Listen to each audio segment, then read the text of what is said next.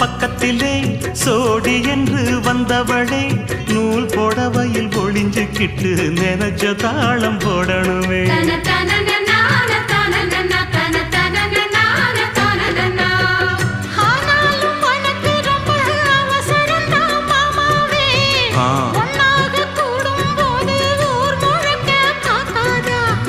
பார்த்தாலும் தவறு இல்ல பனியுறங்கும் ரோசாவே உன்னால சொத்த வச்ச மூக்குலதான் வைக்காதா.